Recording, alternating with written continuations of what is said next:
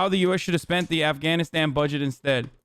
This episode and others like it are made possible by the generous support of my patrons on Patreon. If you'd like to help support this channel and get early access If you're a good friend, you'll stop them. Wow. to every video, consider becoming a patron at patreon.com/secondthought. If you've turned on the news in the past few weeks, odds are you've seen plenty of coverage of the disastrous situation in Afghanistan. The current state of things has been a long time coming, and now that the longest war in US history is finally coming to a humiliating and long-predicted end, we can tally up the cost of this absurd, irresponsible conflict and assess what was gained, what was lost, and what the average American should take away from this latest episode in US imperialism. In this video, we're going to dive into the cost of the war in Afghanistan and consider how we could have more effectively spent that Like, how the fuck do people want to join the military when they watch what the fuck's going on right now? Like, this is an opportunity, a wake-up call for a lot of veterans who maybe were at the precipice of feeling conflicted about their service. Like, how do you not see what's going on right now? Like, how do you not recognize that, like, you are dispensable, okay? You are irrelevant. You are just literally a fucking pawn, okay? It's just the truth. At least I'm telling you the honest to God reality. It's insane. Like, I get it. A lot of dudes join because their families are their military families, right? There's a lot of dudes who join because they want to go to college. But how do you not recognize that you are a simple cog, which everyone is in the grand scheme of things under a capitalist organization of the economy, but you are a simple cog in a machine that just churns out so much death and destruction. And you think you made big things? I mean, I think if roles were reversed, every single fucking person probably in this chat, but especially fucking military members, would rather sit on their ass and watch fucking YouTube videos and shoot the shit and make the same amount of money that I make.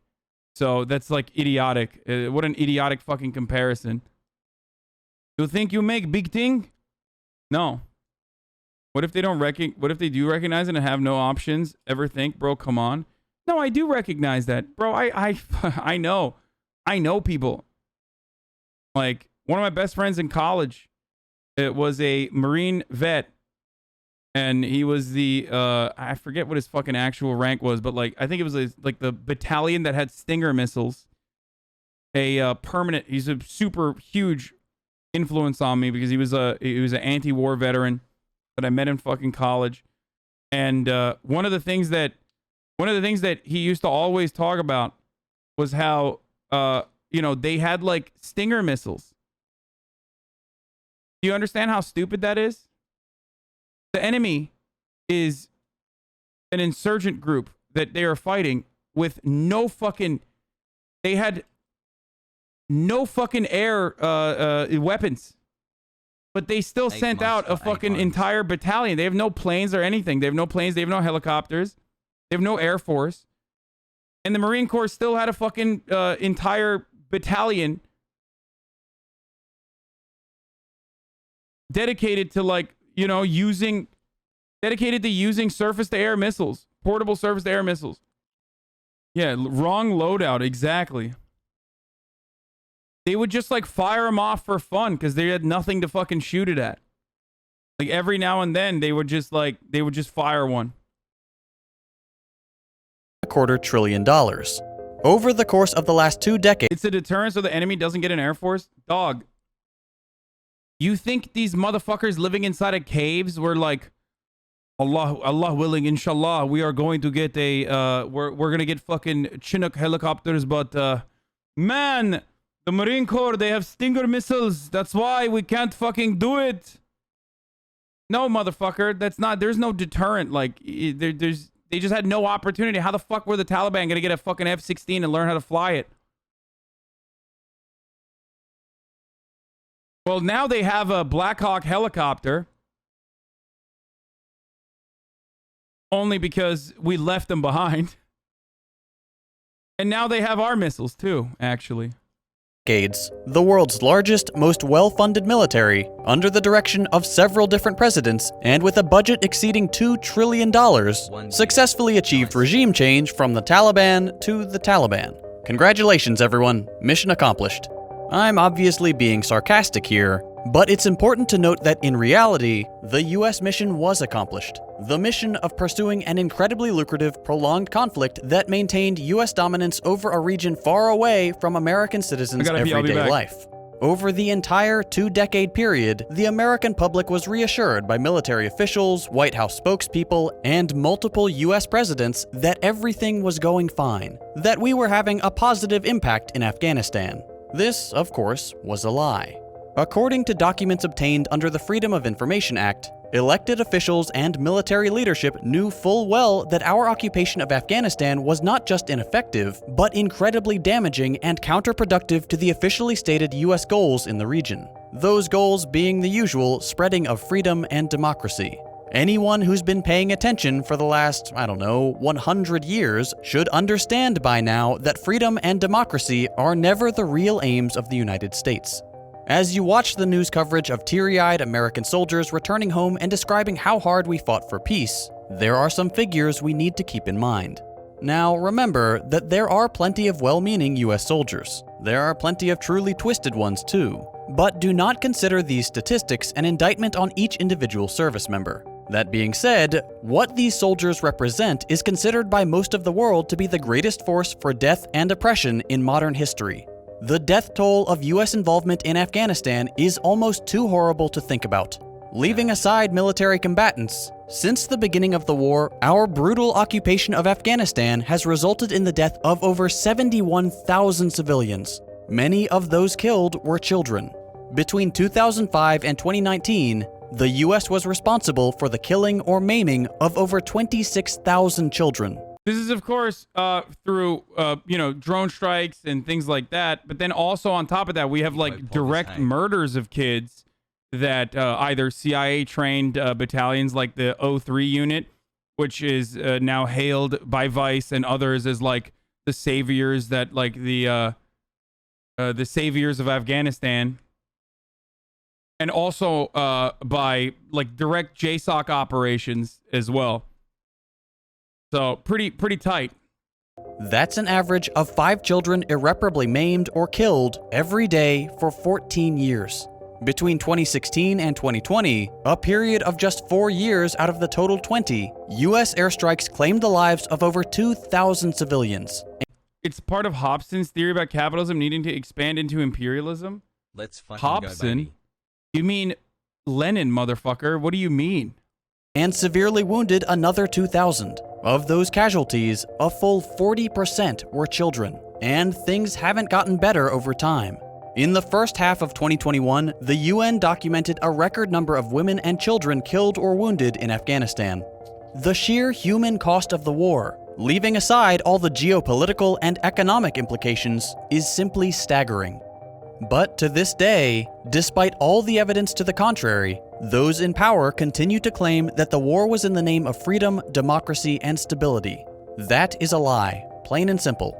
We need to recognize the war in Afghanistan for what it was, a massive transfer of wealth from the American people to the military-industrial complex, at tremendous cost of human life, both American and, to a much greater extent, Afghan. And since the war in Afghanistan accomplished nothing. Okay, that person was right. Hobson and British Imperialism is originally published in 1902. Nothing except that massive upward transfer of wealth, it's only reasonable to wonder, what if? What if we didn't spend that money to murder innocent people halfway around the world, and instead spent it to better the lives of people right here at home? What exactly did we miss out on? How could that 2 and a... He wrote that, Hobson wrote that in 1902, 15 years before Lenin, imperialism, the highest stage of capitalism. $250 billion have been better spent. Not now, Hobson, dissecting the war itself will be quite the undertaking, and that nitty gritty, dude. I mean, dude, that's like an actual difference between me and someone who's just like fucking doing agitprop, which is to like I correct my mistakes. Months. You haven't acknowledged a sub since I made you laugh with my 3-month dono. That's the Can I get a difference. welcome to jungle? That's a topic that deserves its own video. So for now, we're just going to focus on the cost. Let's look at some numbers. The war in Afghanistan, the longest armed conflict in US history, cost $2.26 trillion between 2001 and... This is just the Afghanistan proportion. There's an Iraq one too. For the record, a lot of this stuff, a lot of the money that we spent out there was exclusively and this is very similar, as I've talked about time and time again, to like how the World Bank and the IMF operate, was spent specifically on U.S. contractors, right? So we would spend money, we give money to military contractors to like do R&D, build new weapons, test out those weapons, and then any kind of like nation building funds that we spent that didn't go to pedophile warlords that we had installed in places would go directly back to American contractors, I believe to the tune of 70%. 70% of the 70% of the money spent in Afghanistan went back to Western contractors. So we're just, we're like spending money back on ourselves, but in Afghanistan. 2021, or $300 million per day, every day, for 2 decades. That sum is almost unfathomable. I often use billionaires like Jeff Bezos as an example of extreme, absurd levels of wealth. The cost of the war in Afghanistan exceeds the net worth of Jeff Bezos, Elon Musk, Bill Gates, and the next 30 richest billionaires in the US combined. And that's not all. Experts predict that by 2050, the cost of our interest payments alone will tip the scales at $6.5 trillion. For nothing. For less than nothing. For the senseless murder of thousands of human beings and the continued destabilization of an entire region. Do you understand that keeping the Taliban and ISIS control has been aimed towards keeping the people at home safe and happy? Can't believe you don't see that part. Dude, the part you don't see is Taliban and ISIS in the same fucking conversation as though they're like equal parts. They're homies when they are enemies. Shows how fucking monolithic and dumb your understanding of like this incredibly complex conflict that's been ongoing for a very long time is. When you're like, oh, Dad, they're both brown, they're both Muslim. Come on, bro, they're both Sunni. Like, I don't understand. They're homies, right? Okay, let's break down that $2.25 trillion figure. The largest line item, $933 billion, was allocated to the Overseas Contingency Operations budget for the ironically named Department of Defense. The next largest chunk, $530 billion, represents interest payments by the US on the money we borrowed to fund the war. Keep in mind, that's only up to this point. $443 billion went to additions to the Defense Department budget, $296 billion to veterans' medical and disability care, and $59 billion to the State Department war budget. It's important to note that this massive $2 trillion sum does not include ongoing care for veterans or future interest payments. For the record, veterans are a group of individuals that are perhaps the worst possible insurance pool that you can be in. Because insurance, the way that insurance works is that healthy people pay into the system and unhealthy people that desperately need the medical treatment pay into the system, so that ultimately you hedge the cost of treatment for the unhealthy people by getting money from the healthy people who don't need it. But in the veterans, in the VA, there is no healthy people. Everyone's fucked up. You can get PTSD just by basic training. You could die during basic training. Okay? So none of that had to happen. Anyway, let's keep going. It also does not include the budget for clandestine operations undertaken by the CIA, such as suspected US involvement in the opium trade. For example, while the US military was purportedly guarding opium fields to put a dent in the lucrative drug trade, opium production tripled between 2000 and 2014. And by 2015, Afghanistan was producing 90% of the world's opium poppy. The only conclusions to be drawn here are either that the US military is grossly incompetent at keeping an eye on flowers, or that once again, we secretly cut ourselves in on an incredibly profitable, illegal trade. It wouldn't be the first time US agencies have been involved in drug trafficking. So, $2.26 trillion, which will likely increase to $6.5 trillion by 2050. That's a lot of money to play with. Let's reallocate some of those funds, shall we? We'll start with one enormous high-ticket item, just for fun. It's common knowledge that US transportation infrastructure is severely lacking, to the point where our public transit system is considered a joke around the world. We have essentially no high-speed rail system. What do you mean, brother? We have the freest public transportation. Free to walk everywhere if you don't got a car. Fuck you. Free to fucking sit in a 8-lane highway in bumper-to-bumper traffic because we have absolutely abysmal public transport.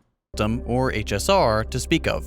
Something that residents of many other countries take for granted. China is the gold standard when it comes to railways. With nearly 38,000 kilometers of HSR, both the longest and most heavily used in the world, China have proven themselves to have mastered the art of building efficient and effective long-range public transportation. Thanks to thorough medium and long-term planning, and more recently, thanks to a decade's worth of experience constructing their railways, China has been able to get the production cost of HSR down to between $17 and $21 million per kilometer. That's roughly 2/3 the cost of other industrialized countries, and about 1/3 the cost of the US's one high-speed rail project, located in California and touting an eye-watering price tag of $56 million per kilometer. The US could learn a lot from the rest of the developed world, and if we really wanted to, we could adopt similar practices or— It's cheaper when you use slave labor, lol fucking clown. Okay.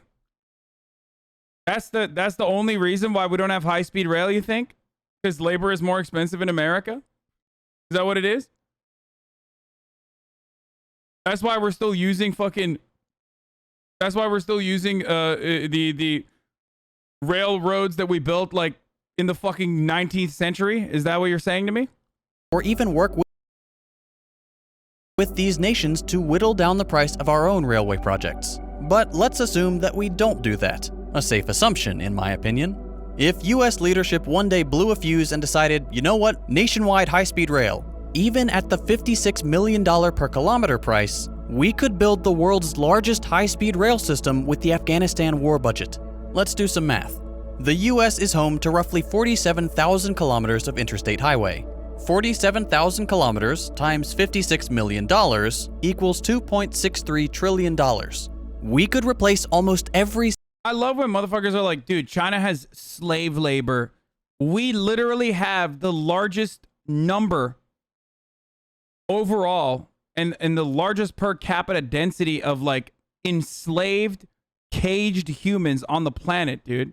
What the fuck are you talking about? Wake the fuck up, dude. Wake the fuck up. Okay? That's insane. We live in a country that was built on protecting slave labor in the interest of slavers. Woke. And we literally continued that. Jesus Christ. It's in our Constitution. It's in the 13th Amendment.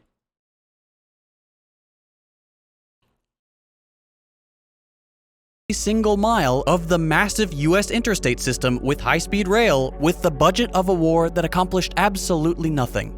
Of course, this is an extreme example. Replacing the entire interstate system with HSR would be quite the undertaking.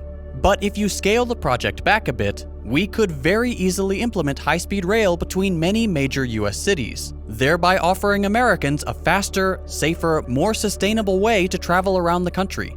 It would completely change the way the country operates, and significantly reduce— Like, where is the sense of patriotism that, like, hogs have when they see this shit? It's so funny, dude. I love when I hear, like, reactionary Republicans fucking lose their minds and just, like, immediately resort to, like, well, China has slave wages. It's cheaper to build stuff in China. That's why. It's like, dude, you are literally coping, okay? Like, why are you getting so defensive? Is it because perhaps you recognize how cucked we are and how fucking terrible we are? We're the wealthiest nation on earth. We can't even fucking have, like, adequate public transportation. Immediately. It's the same concept. It's the same exact fucking concept with COVID. and like China's COVID reaction and response. Oh, those numbers are fake, dude. Those numbers are fake. They didn't actually. They killed so many people. So many people died of COVID in China, actually. It's like, no, they didn't. They shut that shit down. Just like they shut that shit down in Australia, New Zealand, South Korea, Vietnam, numerous other countries that dealt with COVID a lot better than we did. It's not just China. Other countries have been able to build adequate high-speed rails as well, high-speed railways as well. Japan is a great example of this. Meanwhile, you got fucking dummy hogs like, we need to build more border wall, brother. I need to build a border wall so I feel good.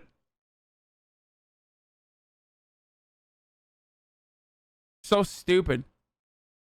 China wasn't reporting COVID numbers with testing like we were, though. Dude, you are still on this, dude. You are still on this. Build a fucking bridge and get over it, okay? They fucking owned that shit. They did. It's been a whole year, bro. You're still lying to yourself. There are certain key performance indicators that you literally cannot fucking cheat on, okay? And if you look at the Chinese economy recovery, it was significantly faster than they were like almost 6 months ahead of us in every facet. So shut the fuck up. Remember, people would be like, "Oh, actually, like people are buying an additional amount of urns so they can put like the recently dead Chinese relatives in them," and like there was so much like psychotic shit. Has rant. If you want to feel patriotic about America, at least feel patriotic in an, I don't know, appropriate way. I mean, I personally don't give a shit about that sort of stuff, but like, you know, feel embarrassed that like we can't do anything because we're too busy fighting dumbass wars over and over again.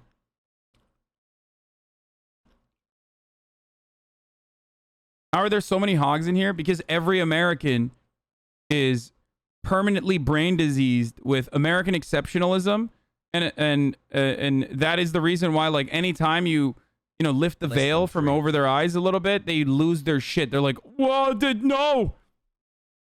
You'll probably find yourself, when I talk like this, you probably find yourself immediately being like, "Wait, hold on, I don't agree with that. No, we are actually a lot better than China. We are so much better than China."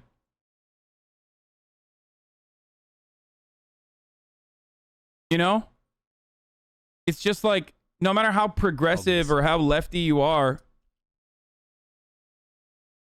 it's really hard to just shed yourself of a couple things. One is the dogma of capitalist thinking, and also the American individualism and American exceptionalist idealism that makes you believe unconditionally that like America's the only country on the planet. There are no comparable OECD nations out there that are fucking absolutely destroying with respect to like healthcare, education, public transportation, housing, just so many other things that we just get constantly cumstered on. Gun control, like reasonable gun control. All we have is just a sense of pride for no fucking reason. If you have a sense of pride, at least like use that as a motivator for like good things that help all Americans. Reduce our nation's carbon emissions. Just to put something on paper for the rest of our hypothetical, let's plop down 3 massive interstate tracks of high-speed rail. Dallas to New York City at 2,490 kilometers, Dallas to LA at 2,311, and DC to Seattle at 4,443, for a total of 9,244 kilometers. These 3 lines, with stops along the way, would make a huge difference when it comes to traveling cross-country or between states, and would come with a price tag of approximately $517.6 billion. Subtract that from our $2.26 trillion budget, and we're left with $1.74 trillion. With one major project complete, let's move on to tackling another challenge: healthcare. It's not uncommon to see Americans saddled with tens or even hundreds of thousands of dollars of medical debt. We have the most expensive healthcare in the world by far. On average, our per capita expenditure on healthcare is $11,000, twice the comparable country average. You'd think we'd get excellent care for that premium. Nope. But no. Among our peer nations, our healthcare metrics are objectively worse in most categories. Among these categories are critical factors like infant mortality and life expectancy at birth. To make matters worse, we're the only developed nation that doesn't provide universal healthcare to our citizens. So, in other wealthy nations, and even in many less developed ones, you can walk into a doctor's office or hospital, receive treatment, and walk out without paying a cent. That's all taken care of by reasonable taxes. In the US, we still pay taxes, but that money goes to things like bombs and overthrowing democratically elected governments in the global south. Instead of having our healthcare guaranteed to all, we instead have to shoulder tremendously expensive medical bills, even if we have supposedly good employer-provided healthcare. If you don't have health insurance, good luck. There's a reason so many Americans choose not to get the care they need. It's because they simply can't afford it. Okay, by this point, everyone should know that the US healthcare system is objectively terrible. It would make a whole lot more sense to do what all the other wealthy countries do and implement a universal healthcare system. What's it gonna cost? According to a Congressional Budget Office report, the most thorough and extensive of its kind, we need to consider not what it will cost to implement, but how much we'll save by implementing it. The report is incredibly comprehensive, and if you'd like to read it yourself, I've left a link in the description. But the bottom line is this. The report took 4 proposed universal healthcare plans and ran the numbers. They found that every single one of them would save us tens or hundreds of billions of dollars per year, ranging from 42 to 743 billion. Then, just to show the most extreme end of implementation costs, they developed a 5th hypothetical system. A program with high payment rates to providers and drug companies and low cost sharing for individuals, and added long-term support and services. Even under this unrealistic model, spending only increased by 290 billion per year. Less than half of what Universal healthcare is shit. Holy fuck. You don't even know till you live in it all your life. Wait time, shit treatment. Doctors don't give a shit. If you go into a walk-in clinic and you have multiple issues, you gotta go for each issue separate so they can charge you each time. One of my favorite fucking takes, first of all, I literally grew up in a country that had universal healthcare, Turkey. But one of my favorite things is when chatters will literally describe like the American economic system from an anecdotal point of view, but still like they'll just be like, oh man, the fucking healthcare is so shit when there's free healthcare. And it's like they're just describing what's going on in America. The main difference between the American healthcare system and others is obviously the insane prices, but also that like hospitals are like hotels, okay? They are. That's the big difference. The gigantic difference between American healthcare and other countries that have been able to offer some form of socialized medicine is that our hospitals are nicer, and that's fucking it.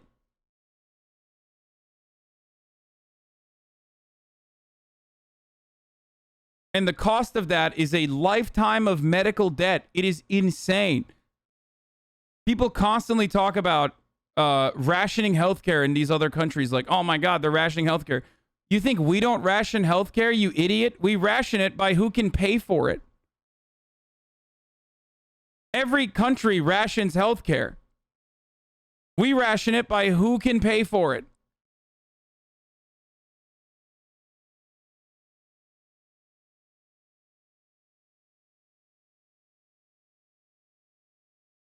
What we spend on death and destruction every year. Of course, no one is suggesting we implement this needlessly expensive approach. But just for the sake of this hypothetical, let's say we did adopt the unreasonably expensive model. If we take that number, plus the 517.6 billion for our shiny new high-speed rail system, and subtract that from our Afghanistan war budget, that still leaves us with $1.45 trillion. At this point, you're probably thinking, wow, okay, we've solved 2 of the biggest problems facing the US and we've only spent a third of our budget. And remember, modern public transportation and universal healthcare are always cast as too expensive and infeasible. And if you were the same streamer in China right now and talk shit about their government, they would put you away like Jack Ma. Yeah, I understand that the Chinese, free speech restrictions are severe. That's not a lie. That is the truth. They have a significantly more authoritarian way of dealing with speech in their country. Certainly. Except, who gives a fuck about that when you don't have health care, you dumb fuck?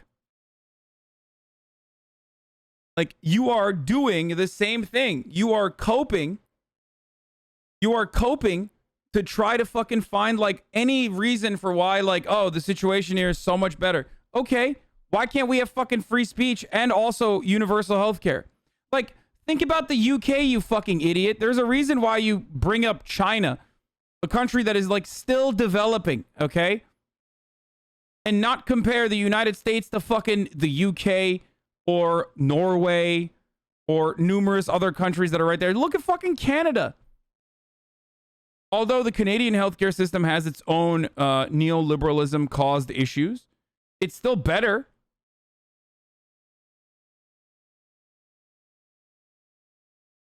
UK has the worst universal healthcare. You're a delusional psychopath if you think the national healthcare system is not the best possible system that we could have. Surely, obviously, issues caused by underfunding are pervasive and bad. But literally ask any fucking British person if they would rather have private healthcare, and they will tell you very quickly that no, that's not the case at all.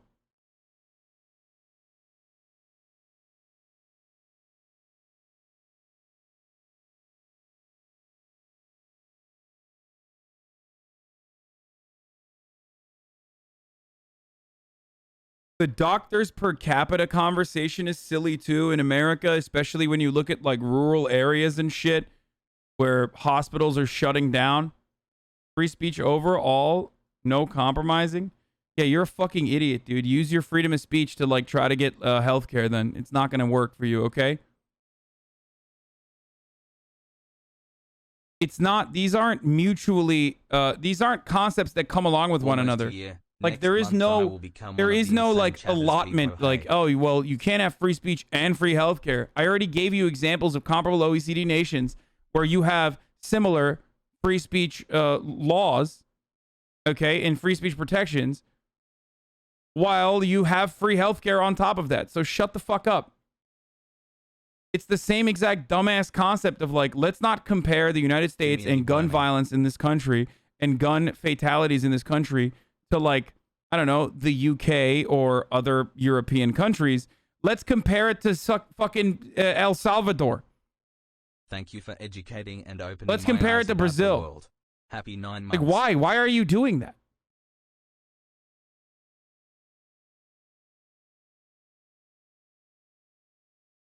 Our baby is 1 month old. Why are we comparing ourselves to countries that we have fucked up? Okay? And yet, US leadership dumped far more money into a war they knew wasn't effective. It's almost like those in power don't actually care about improving the lives of their people, but rather about enriching themselves and their corporate donors at the expense of human life around the world. Let's continue. The US faces a pretty severe homelessness crisis, which will only get worse as the coming waves of evictions rip through the country.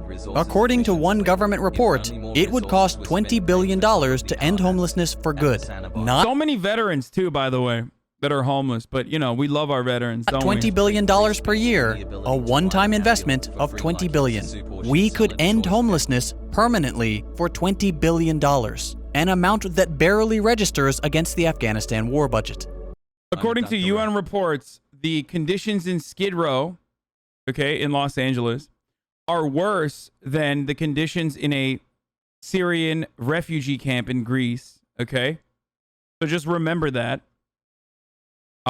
Same as the conditions in West Virginia. An independent commission found that the conditions in West Virginia for the average working class individual is similar to the conditions of someone living in a developing nation. So just remind yourself of that reality when we talk about any of these issues, like that America's number one and America's the best. The fact that we have so many people without the basic necessity of shelter is a national embarrassment, and is in direct contrast to the myth that the US is the greatest nation on earth. If we can't even provide for the most basic needs of our people, what good are we? Frankly, we should put an end to homelessness simply because it's the right thing to do. But since this is America we're talking about, a one-time investment of $20 billion will save us money in the long run. The federal government spends just shy of $3 billion per year on funding programs that address homelessness. A little quick math should tell you that a one-time investment would pay for itself in just 7 years. That's just good business sense. There is absolutely no reason we couldn't end homelessness this year. It would just require a shifting of our priorities, away from violence and oppression abroad, and towards decency and compassion at home. Okay, we've solved public transportation, healthcare, and homelessness, and we still have $1.43 trillion left. Get the picture yet? It is incredibly difficult to spend this much money, even when tackling very expensive challenges like the ones we... Here's the UN poverty report that Chatter was saying. I don't believe the West Virginia one. The UN poverty report finds shocking inequality in world's richest nation. The United Nations has published a report on poverty in the U.S. based on a fact-finding tour that included parts of the Ohio Valley. The UN report says that 40 million poor Americans, about 5.3 million, live in the third world conditions of absolute poverty. The study also suggests that recent tax reforms have worsened the situation for U.S. citizens. According to the UN Special Rapporteur of Human Rights, Philip Alston, the report's lead author, in an interview in the Ohio Valley Resource, he said poverty has significant human rights implications. He released the final report, which finds the U.S. had the highest rate of income inequality among Western countries. In 2018, the country had more than 25% of the world's billionaires. Alston also found the U.S. does not provide adequate funding to address its opioid crisis.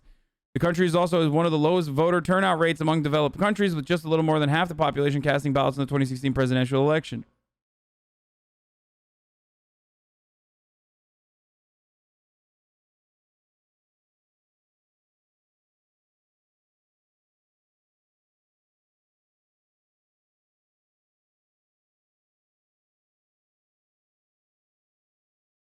But hey, dude, if you're poor, just fucking join the military and get blasted. Yeah, that's another thing I was going to talk about, obviously. Here's a WAPO article on a school district opting out of free and reduced price meals, saying that the students would become spoiled. I have no problem starving every executive that made this decision. They should starve. Every executive that decided that... free meals programs would cause students to become spoiled should starve. Absolutely starve. For the record, for those of you who don't know, school meal programs are incredibly important for millions of children that only get their only adequate meal from said school meal programs. They're so important, as a matter of fact, that like even during COVID, the meal programs continued at schools even though schools were closed. Millions of fucking families rely on free meals at school. That's how sad the situation is, by the way, in this country, that like our dog shit school meals, our dog shit free school meals are in some instances the most nutritious meal that a child will have.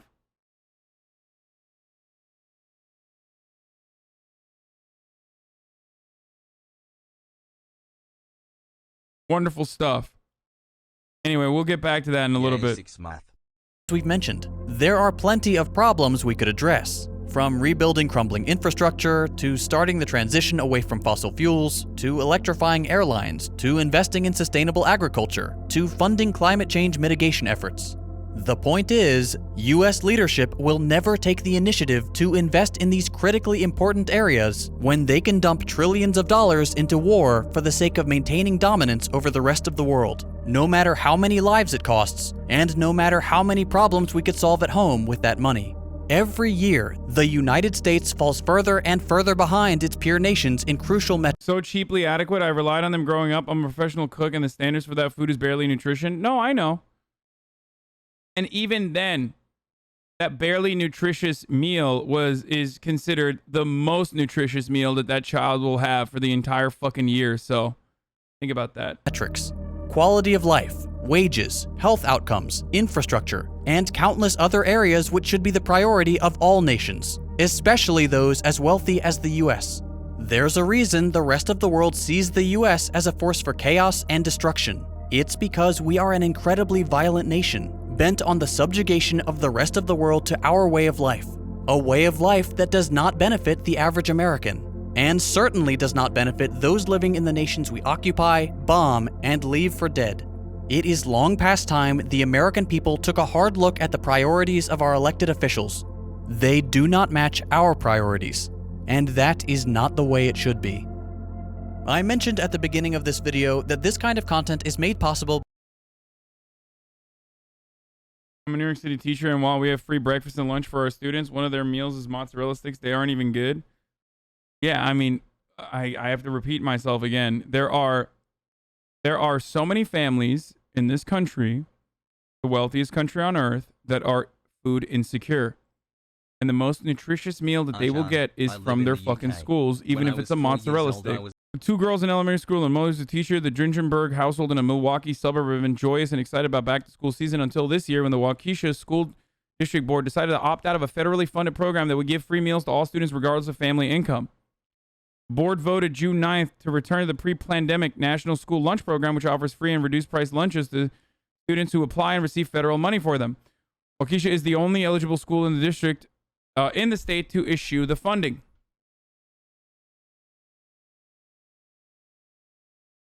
Although Dave Dringenberg's children had never qualified for the National School Lunch Program, he said the decision angered and disappointed him because officials seem to be out of touch with the community's needs.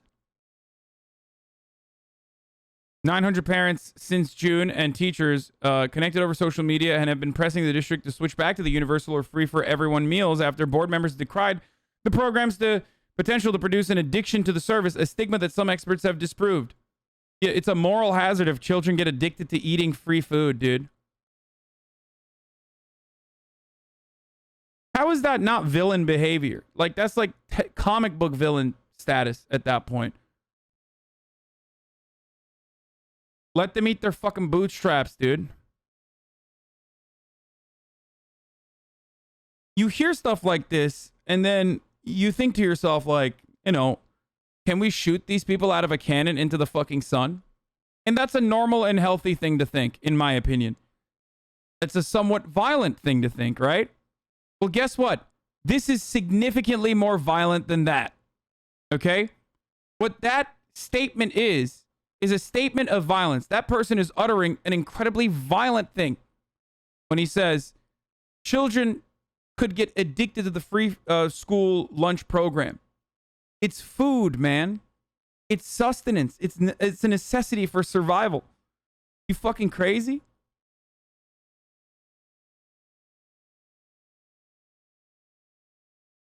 But we are conditioned under a capitalist dogma, under a capitalist dogmatic belief that, like, structural violence in the form of poverty that we advocate for the working class is actually not, like, a violent thing to say.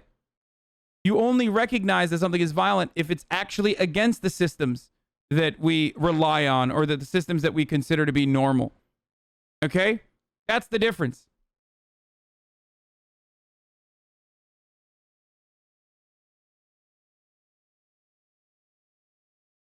According to the data from the Wisconsin Department of Public Instruction, 4,249 students of the Waukesha School District qualify for the free and reduced price meals in 2018 and 2019, 36% of the student body. All school districts that had participated in the National School Lunch Program were eligible for the seamless summer option. Wisconsin's, by the way, that's another thing that, like, because of how important school lunches are in child development, especially in impoverished areas, that they continue offering free food during the summer too. Okay? Of Wisconsin's eligible 409 districts, Waukesha is the only one choosing to opt out according to the State Department's public instruction. All the state's public schools adopted the Universal Meal Program in March 2020, the nascent days of the pandemic.